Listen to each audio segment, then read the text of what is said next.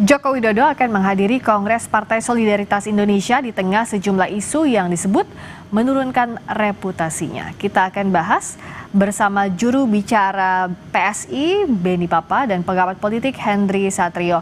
Selamat malam, Mas Beni, Mas Hensa. Selamat malam, Rizka, Mas Beni, selamat malam. Selamat malam, Bang. Selamat malam, saya ke Mas Beni. Ini jadi sampai sekarang, kemana arahnya Pak Jokowi? Pada saat kader PSI sowan ke rumahnya Pak Jokowi, apa aja arahannya, Mas? Iya, terkait dengan arah politik Pak Jokowi, saya kira yang tahu Pak Jokowi sendiri ya.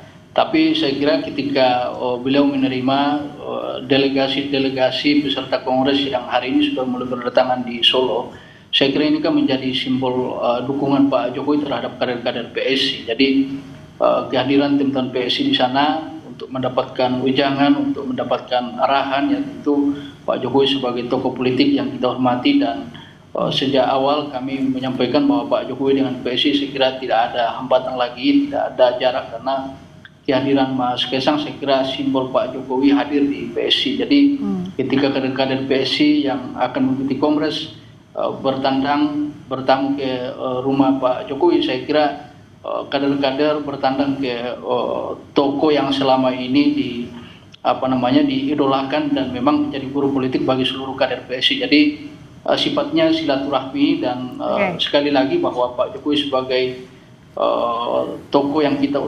idolakan tentu memberikan wejangan-wejangan untuk kader-kader PSI ke depan. Bang Ben, kalau tadi kan dikasih jaket juga Pak Jokowi, itu jaketnya simbol ya, selain sowan, apakah juga meminta Pak Jokowi masuk di struktur sebagai Dewan Pembina misalnya? Ada tawaran seperti itu?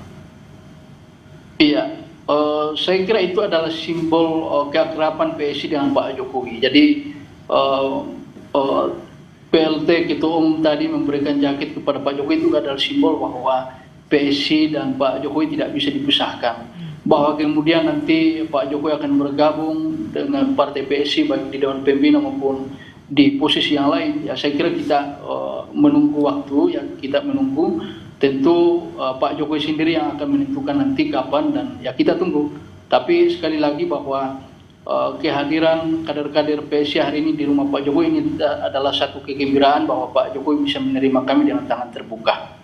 Bang Hensa, saya ke Bang Hensa untuk membaca. Jadi sebelum Kongres PSI pada akhir pekan ini, Pak Jokowi kan sempat curhat soal serangan politik, salah satunya lewat ijazah palsu, tudingan ijazah palsu, lalu juga soal upaya pemakzulannya Mas Gibran.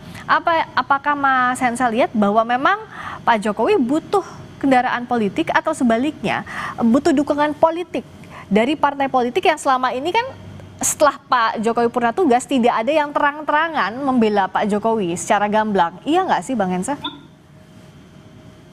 Ya sebetulnya itu tumben-tumbenan tuh kemarin, Rizka. Tumben-tumbenan Pak Jokowi menyampaikan kegundahannya seperti itu. Walaupun di ujungnya dia katakan ya ini saya biasa-biasa saja, tapi terlihat betul kegelisahan yang ada di intonasi dan mimik mukanya. Nah sebetulnya Jokowi adalah Jokowi, jadi artinya dia adalah seorang tokoh yang bisa hidup berpolitik ya, yang diikuti oleh partai politik gitu. Nah ini jarang-jarang terjadi memang. Nah kalau kemudian Pak Jokowi pertanyaannya apakah akan bergabung dengan PSI, ini saya melihatnya di dua hal. Bagaimana? Yang pertama, kalau dia bergabung dengan PSI, maka dia tidak lincah lagi seperti sekarang. Jadi nggak ada tuh ketua-ketua umum partai politik seperti PAN, Golkar, atau bahkan Gerindra itu akan berkunjung ke dirinya gitu. Apa dasarnya ketua umum Golkar harus berkunjung ke misalnya ketua Dewan Pembina PSI gitu. Tapi kalau sekarang ini dia lincah, dia bisa menerima siapa saja sebagai presiden ketujuh gitu ya. Kemudian yang kedua, menurut saya PSI ini terlalu kecil untuk Jokowi. Jadi ini ibaratnya kalau ada sepeda roda 3 yang naik saya tuh, Rizka. Jadi kayak beruang madu jadinya, sepedanya kekecilan. Jadi Pak Jokowi itu perlu partai yang lebih besar menurut saya, yang seimbang dengan ketokohan dirinya. Ini tanpa mengurangi rasa hormat saya ke teman-teman PSI, tapi PSI memang masih sangat muda, masih growing partai politiknya, dan menurut saya belum cukup kuat untuk menerima Pak Jokowi sebagai kendaraan politiknya. Dan lagi pula dengan kritikan-kritikan yang sering sekali disampaikan oleh PSI kepada partai politik lain, bila Pak Jokowi bergabung dengan PSI ini malah akan menjadi bahan kritikan lagi karena bapak anak itu berada dalam satu partai walaupun di partai lain juga ada yang Jadi secara hitung-hitungan politik nggak produktif juga kalau Pak Jokowi ke PSI gitu ya, Mas Hensa ya?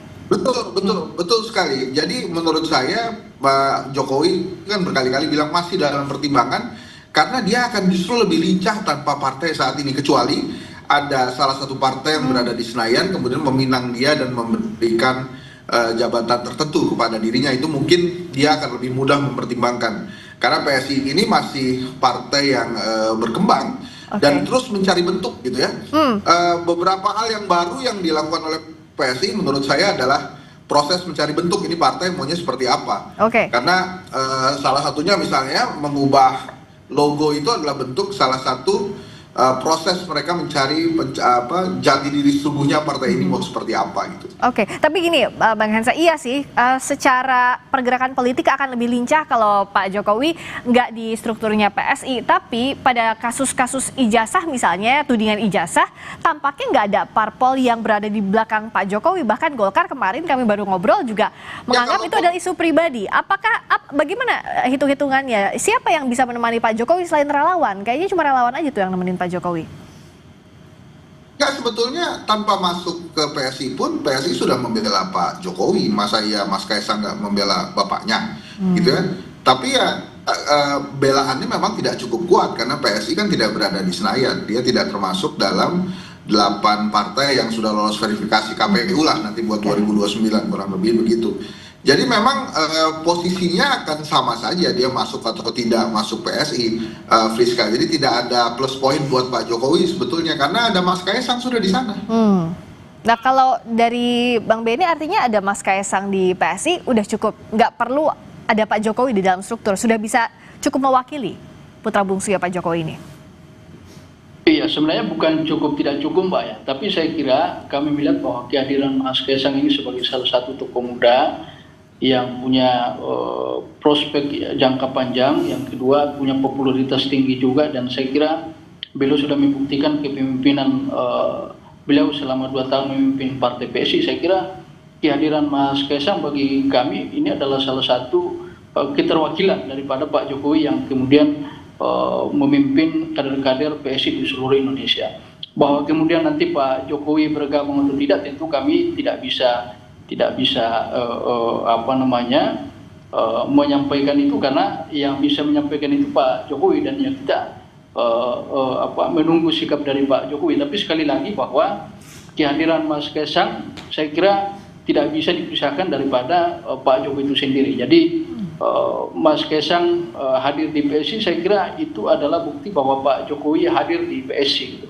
Ya, apa yang akan dilakukan PSI untuk memperkuat PSI secara kelembagaan? Karena kalau bicara soal ganti logo, secara simbol, ketokohan, misalnya ada Mas Kaisang, ada Pak Jokowi, momentum juga saat ini akan bisa bermakna kalau bisa dikonversi ke elektoral, juga penguatan kelembagaan. Nah, gimana PSI menerjemahkan ini, Bang Benny?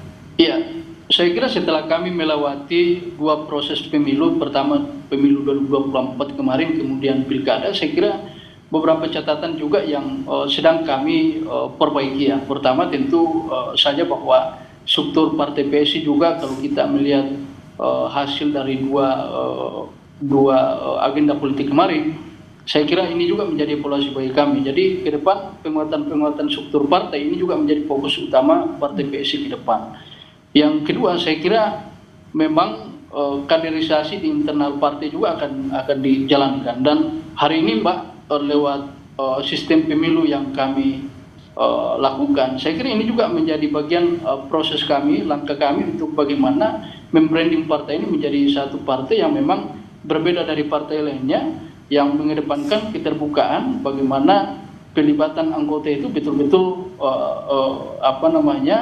dirasakan dalam menentukan kebijakan-kebijakan partai.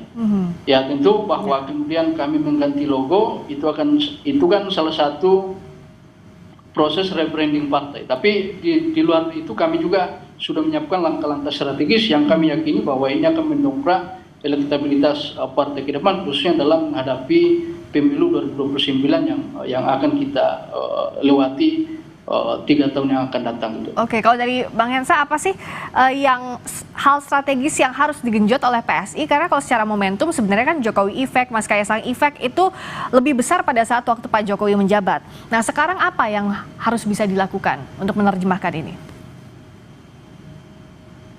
Ya memang bukan hal yang mudah ya Friska, karena misalnya kalau kita mengacu kepada pengalaman yang Pak SBY atau Ibu Mega, itu dua-duanya partai politik yang kemudian bisa lolos ke Senayan.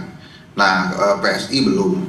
Usaha-usaha PSI untuk menembus Senayan tentu saja mesti dihargai. Salah satunya adalah dengan mengajak Pak Jokowi tentunya masuk ke dalam struktur PSI.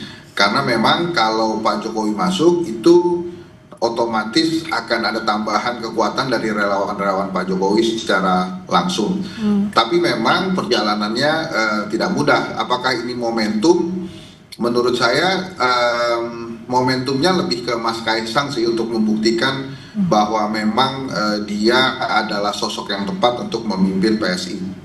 Karena Pak Jokowi nggak di dalam PSI, dengan adanya Kaisang itu sudah cukup sebetulnya untuk menggambarkan bahwa PSI adalah Jokowi, Jokowi adalah PSI. Itu Friska menurut saya. Oke, nanti 19-20 Juli kita lihat apa yang menarik dari Kongres Luar Biasa Partai Solidaritas Indonesia yang bisa produktif juga terhadap elektabilitasnya PSI, apa langkah strategis yang diramu oleh PSI. Terima kasih Mas Beni Papa, juru bicara PSI. Terima kasih juga Bang Henry Satrio, pengamat politik. Selamat malam. Friska. Terima kasih, Mbak.